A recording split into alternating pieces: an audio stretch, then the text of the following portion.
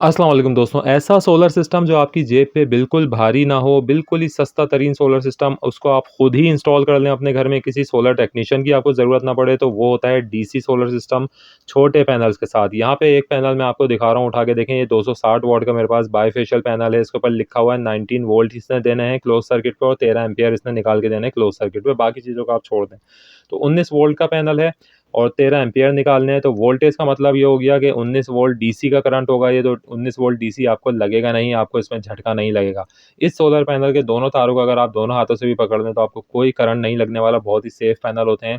तो ये चीज़ क्लियर हो गई कि इसको कोई भी इंस्टॉल कर सकता है, कोई इशू की बात नहीं है। दूसरा मेरे पास एक पैनल है जो कि इससे भी छोटा है, ये 160 वॉट का पैनल है और इसके ऊपर ये लिखा हुआ है डेटा शीट के ऊपर कि ये 18 वोल्ट निकाल के देगा और जो है 8 एम्पियर निकाल के देगा। तो 18 वोल्ट का मतलब ये है कि आपको इससे झटका नहीं लगेगा, आप दोनों हाथों से इसको पकड़ लें, कोई इशू की बात नहीं है। अब ये बात क्लियर हो गई कि इसको हर बंदा, बच्चा, बड़ा, बूढ़ा, ख़वातीन, मर्द सब इन सोलर पैनल्स को इंस्टॉल कर सकते हैं अपने घर में। इन सोलर पैनल्स को इंस्टॉल करके आप अपने बिजली के बिलों को पार्शियली कम कर सकते हैं। कुछ भी नहीं चाहिए होता, एक छोटा-सा पीडब्ल्यूएम सोलर चार्ज कंट्रोलर आपको इसके लिए चाहिए होता है, जो कि इन पैनल के 19 और 18 वोल्ट्स जो आपको दिखाए गए हैं, उसको स्टेप डाउन करके 12 वोल्ट के ऊपर लेकर आता है और आपकी बैटरी को चार्ज करता है। बैटरी आपकी कोई भी हो सकती है।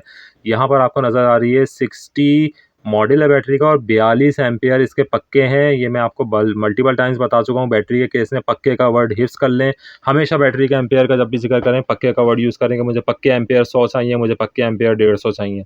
लिहाजा मॉडल हमेशा एम्पियर से बहुत ज़्यादा होता है। पीडब्ल्यूएम सोलर चार्ज कंट्रोलर आपको यहाँ पर नज़र आ रहा है, ये 50 एम्पियर का है। आपके पास 30 एम्पियर भी हो सकता है, आपके पास 60 एम्पियर भी हो सकता है। इसकी मुख्तलिफ प्राइस रेंज होती हैं। ये आपको 1000, 1200, बल्कि इससे और कम कर लें, 10 एम्पियर का भी आता है इसमें। तो आपको 700 रुपये से लेके ये आपको 2500-3 हज़ार रुपये के दरमियान मिल जाते हैं। ये जो आपको ब्लैक वाला नज़र आ रहा है, 30 एम्पियर का है, ये आपको तकरीबन 2200 से 3000 के दरमियान आपको ये मार्केट में मिल जाता है ईज़िली।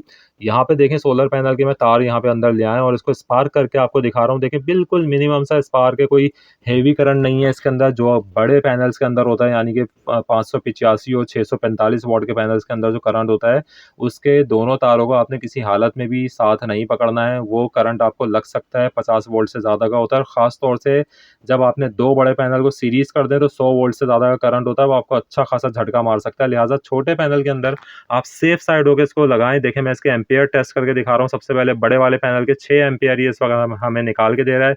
डेटा शीट के ऊपर लिखा हुआ था 12-13 एम्पियर, ठीक है जी? ऐसा होता नहीं है, जितना लिखा हुआ होता है उससे कम ही निकाल के देते हैं।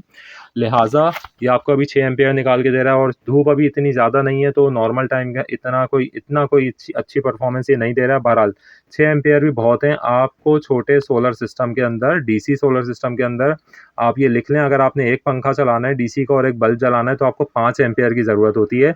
लिहाजा उस हिसाब से आप कैलकुलेट कर लें। हमेशा ये देखें, 21 वोल्ट यहाँ पे ये शो कर रहा है, यानी कि ये जो हमने 260 वॉट वाला जो पैनल था वो 21 वोल्ट निकाल के दे रहा है और 6-7 एम्पियर के दरमियान करंट निकाल के दे रहा है।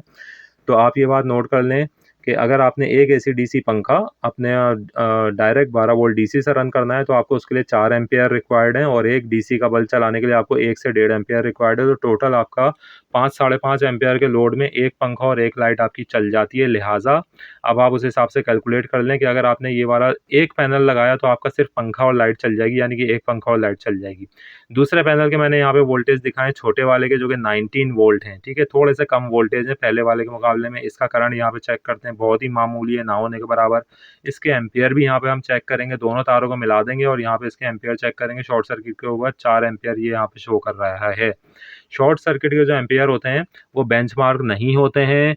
जब शॉर्ट सर्किट के अलावा जब क्लोज सर्किट के ऊपर जब सोलर पैनल काम करता है तो वो शॉर्ट सर्किट से बहुत कम एम्पियर के ऊपर भी चला जाता है। वोल्टेज भी शॉर्ट सर्किट के मुकाबले में, यानी कि जो ओपन सर्किट के वोल्टेज, ओपन सर्किट से मुराद ये है कि जैसे मैं अभी इसका वोल्टेज चेक कर रहा हूँ, तो जब ये लोड के ऊपर चलेगा तो इसके वोल्टेज उतने नहीं होंगे, कम हो जाएँगे। इसी तरीके से एम्पियर भी कम हो जाते हैं जब लोड के ऊपर पैनल चलता है। यहाँ पर मैंने पीडब्ल्यूएम के ऊपर इसको कनेक्ट किया।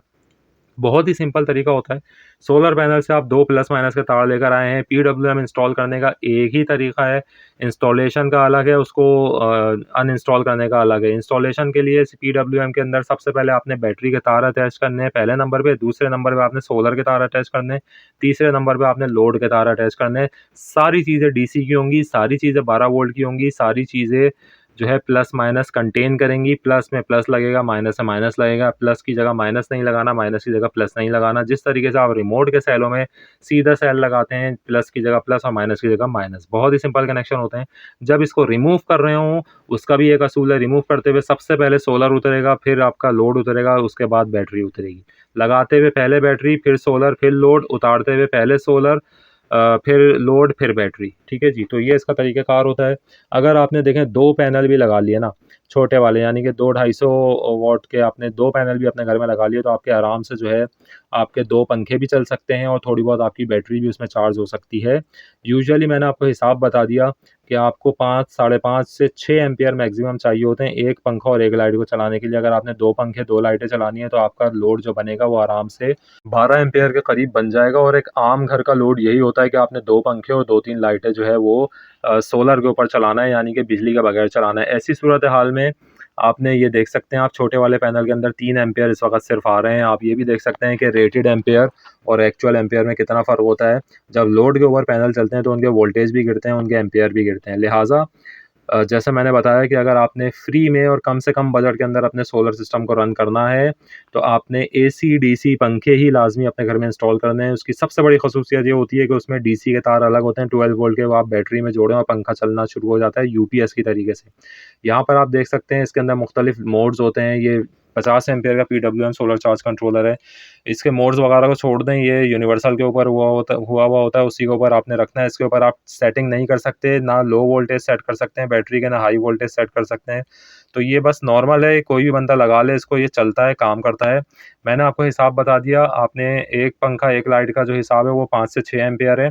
तो अगर आपने 2 पंखे 2 लाइटें चलाने, 12 एम्पीयर आपका लोड हुआ, तो आपने सोलर पैनल उस हिसाब से ले लेने हैं। अगर आपने जैसा कि मैंने दिखाया कि 160 वॉट का पैनल बहुत ही छोटा है, तो आपने इन चक्करों में नहीं पड़ना कि 150 वॉट के पैनल आप आज की तारीख में खरीद रहे हैं। कम से कम 200 वॉट से ऊपर का एटलीस्ट पैनल लें। और पीडब्ल्यूएम के केस में आपने कुछ भी नहीं करना होता। सोलर पैनल्स को आपने मिसाल के तौर पे अगर एक जोड़ा आपने प्लस माइनस इसके अंदर, तो अगर दूसरा पैनल जोड़ना है, तो सेम प्लस में प्लस जोड़ें, माइनस से माइनस जोड़ के दोनों से एक ही तार इसके अंदर लेके आ जाएँ, जिसको पैरेलल कनेक्शन कहते हैं। जितने पैनल आप जोड़ते जाएँगे, वोल्टेज ये नहीं कंसीडर करता, ये सिर्फ़ एम्पीयर ले लेता है। वोल्टेज ये 12 पर ही लेकर आता है, स्टेप डाउन कर देता है। जितने एम्पीयर पैनल दे रहा होता है, वो ये आगे दे देता है, सिवाय इसके कि ये बैटरी की प्रोटेक्शन करे। अब मैं बता देता हूँ सेटिंग आप किन कंट्रोलर्स में कर सकते हैं। ये देखें, इस तरह के कंट्रोलर्स होते हैं। ये भी पीडब्ल्यूएम सोलर चार्ज कंट्रोलर है, और ये आप देख सकते हैं डिवाइस मैंने स्टेबलाइजेशन की लगाई हुई है। एक एमपीपीटी भी लगा हुआ है साथ में, जो कि बड़े पैनल्स के ऊपर यूज़ होता है और हाई वोल्टेज के ऊपर काम करता है। लो वोल्टेज के ऊपर आपका ये पीडब्ल्यूएम सोलर चार्ज कंट्रोलर ही काम करेगा। और ये वाला जो मेरे पास लगा हुआ है, ये 30 एम्पीयर है, मगर ये प्रोग्रामेबल है। इसके अंदर हम बैटरी के लो वोल्टेज भी सेट कर सकते हैं, और बैटरी के जो है वो कट ऑफ वोल्टेज भी सेट कर सकते हैं। यानी कि सोलर पैनल आपकी बैटरी को कितने वोल्ट तक चार्ज करें और कितने वोल्ट पे डिस्चार्ज कर दें, यानी कि लोड को ख़त्म कर दें, वो इसके ऊपर आप सेट कर सकते हैं। ये इसलिए ज़रूरी होती है सेटिंग, क्योंकि देखें बहुत सारे टाइम पे जो आपका, जो मैंने अभी ब्लैक वाला आपको दिखाया था पीडब्ल्यूएम, उसके अंदर 10.5 वोल्ट पे उसने लोड को बंद करना ही करना है।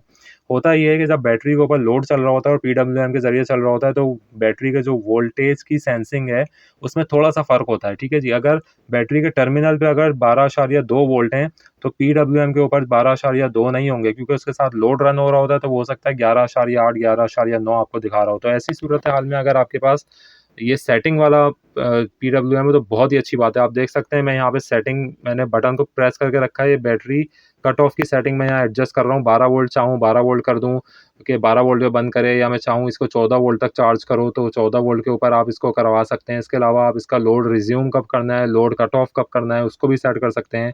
10.5 वोल्ट पे अगर मैं करता हूँ कट ऑफ, तो ये बहुत ज़्यादा है। मुझे एटलीस्ट 10.2 पे अगर मैं करूँगा, तब मेरी बैटरी जो है वो प्रॉपर्ली यूज़ हो सकेगी और मुझे बैकअप मिल सकेगा। ये वाली लिबर्टी आपको दूसरे पीडब्ल्यूएम सोलर चार्ज कंट्रोलर्स में नहीं मिलती है। लिहाज़ा अगर आपको ऐसा मिलता है कंट्रोलर जिसमें आप सेटिंग कर सकते हैं, तो बहुत अच्छी बात है।